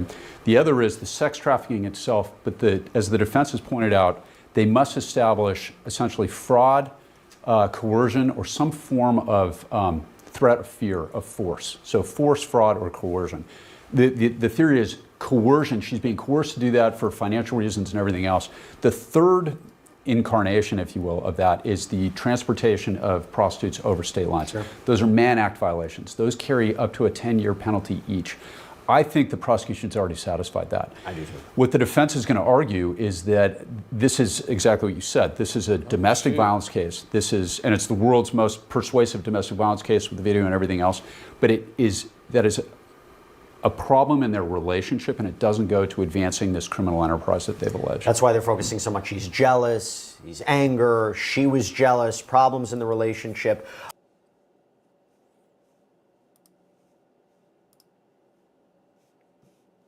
Here goes some of photos.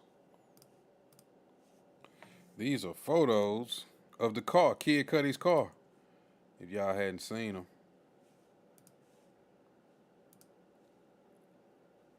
Copy link.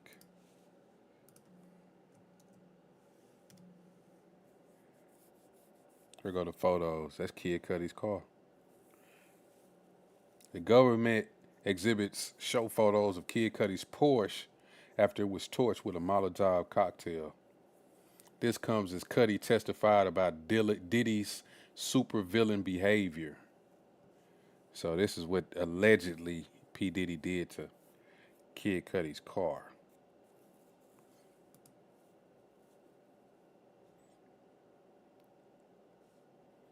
Look like they cut a hole in it.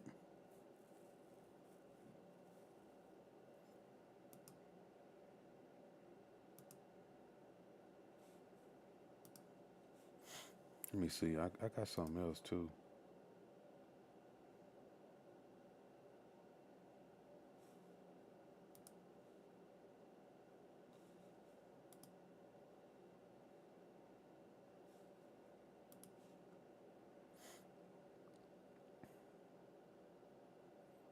The bodyguard Diddy's former bodyguard has revealed.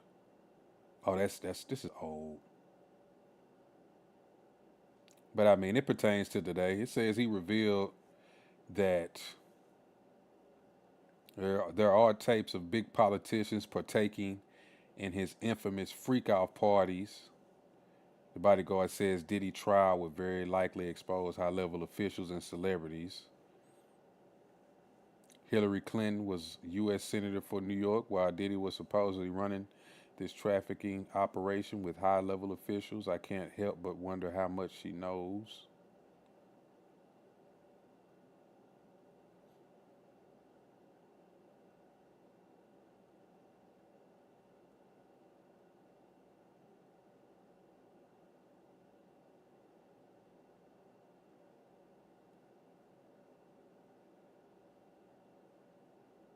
They said it was a recording in court left by Prince that they played at the trial. I've seen the NDAs they signed. This isn't just rich people behaving badly. It's systematic and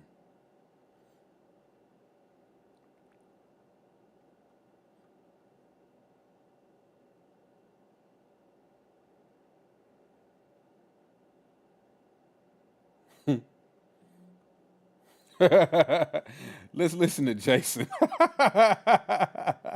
He was talking about the Diddy trial. This was like last week though. I remember this. Watch how many people leave alive. Anytime I play, I swear to God, bro, I be looking at the numbers. If I play Jason Whitlock, the numbers go down. Let me go look. People, let me like, me get the fuck out of here. I don't want to hear no fucking Jason Whitlock. Oh, man. Oh, this shit be funny. I be looking at little shit, too. Y'all can't see what I can see. It's certain little shit I can see. I'll be laughing in my head. I be like, man, people, they don't like this motherfucker. Or they don't like what I got to say.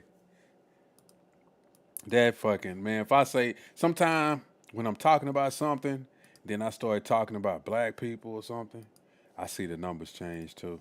I laugh, but I keep going. That shit can kind of be discouraging because you be like, look at this shit. But then at the same time, you're like, fuck that. I'm just going to say what I want to say. And so this trial to me, and I know we're just a day into it, and now we're into day 2, but anybody that supports rappers of any kind, and I'm talking about the commercial rappers, I'm not talking about Christian or gospel, but these rappers, the Snoop Dogg's, the 50 Cent, any of them, Ice Cube, I like Ice Cube, but even Ice Cube, any of them, I'm like, what do you think you're supporting? It's crystal clear what it is you're supporting: sexual degenerates, alphabet mafia people. It's like if you, all the drugs that they're ingesting just brings down inhibitions, and all they can think about is sexually pleasuring themselves, and that's how you get into a no holes barred situation where people are entering you from any orifice that they want to because you're so drunk high and you're just chasing a sexual high. But this whole thing just early on is just like, I'm so glad I've moved away from rap music. I'm so glad that I was critical of rap music, even when I was listening to it. At least my instincts and ears were tuned properly, like, hey, this can lead to no good. But that's what I'm hoping is on the other side. If whether Diddy gets convicted or not, I don't think is going to change much. But if people's eyes are open to the reality of commercial rap music and who these people are, and I know 50 Cent loves to make fun of Diddy, but I'm not saying 50 Cent is like Diddy, but he's closer to Diddy than I am, and any of you are. And he may not have been, again, 50 Cent running around with Chelsea Handler, a demon and a sexual degenerate. This to me should just unmask rap music for what it is. a gay, sexually degenerate psyop. You got a point. When it comes to that damn rap music, man, I know we be listening to it, but it's a lot of shit in when it comes to rap music. Now, I don't even listen to it. I only listen to a lot of the old stuff, even though some of that shit was real debaucherous and had bad messaging, but it's some stuff now I can't listen to it. It seems like all of these people now, they just gay, they just drug addicts, they so doped up, they don't even sound coherent in this music anymore. Just ridiculous, bro. He's not lying. It's just full of gay people. And the people who are the hardest when it comes to rap now, they gay. Just like this dude, Boss Man D-Lo, got exposed with these messages. And then it's so funny because his name is Boss Man D-Lo. So it's like, think about it. His name is Boss Man D-Lo. His name is Boss Man D-Lo, and he been getting caught up with transgenders. Like, these people be on records talking about what they gonna do and how they gonna harm people.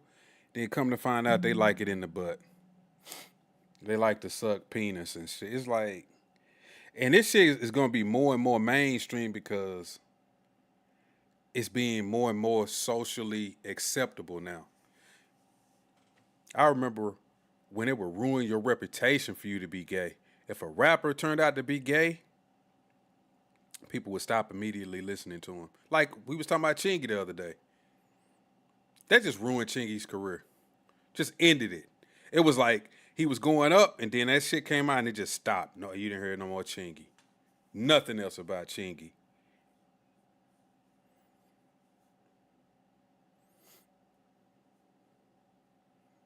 He said Jason jumping out the window. He not asking white people to give up rock music because all the rock artists have freakouts with fans.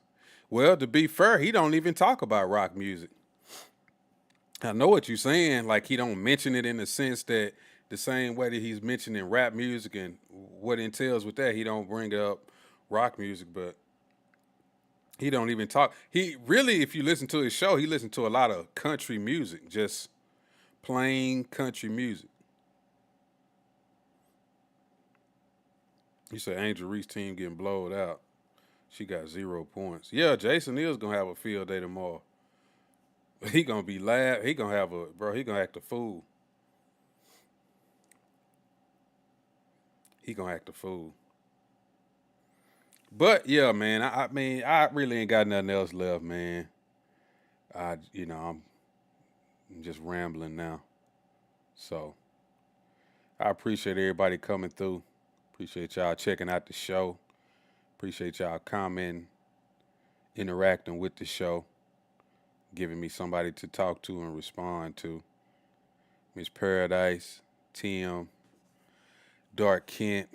Who else came over here? Just those three. And then there was some guy earlier named Somebody Stole My Toast. He said he was going to donate to me another day. He had to get out of there. He had to get out of here. He didn't want to hear nothing about no Diddy. He said, well, I gotta go.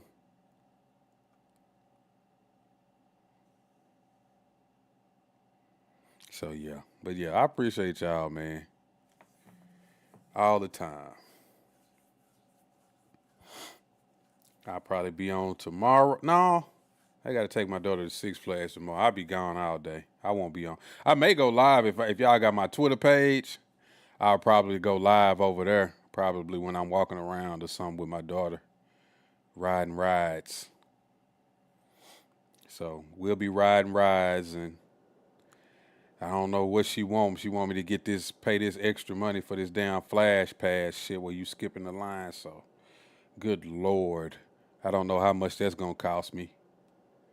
It's probably going to cost me extra $75 or something. I don't know how much that should be expensive. See, every time I went, I just got general admission and just stood in line. Whatever, if I walked around and if the line was short, that's what line I got into. Shit, I didn't fucking, hell. Or if, some rides, it'd be a long line, but they say the wait time from here is only like 40 minutes. I'm like, okay, cool. That ain't nothing. I'll be looking at my phone, time will fly by. But some rides, you get to that point and it'll say, from here it's gonna be like an hour. You like an hour and a half? My goodness. So she don't want to wait. She want to get the flash pass so we can walk to the front and all of that bullshit. So we're gonna walk to the front and quite possibly have me spending my money in the souvenir shop. You know how that go. Even though she got a job now, she already running game on me. I need you to pay for my food. And, oh my God. So I'll probably be broke tomorrow. So next time y'all see me, I'll be real grumpy when I'm online. I might get into it with some people, start cussing them out, maybe pull out my gun. Nah, I'm playing. Nah, I'm bullshit. I ain't gonna do that shit. I'm done with that, man. I'm done with that. But yeah, man, I appreciate y'all coming through, watching the show. As always, I catch y'all next time. Peace.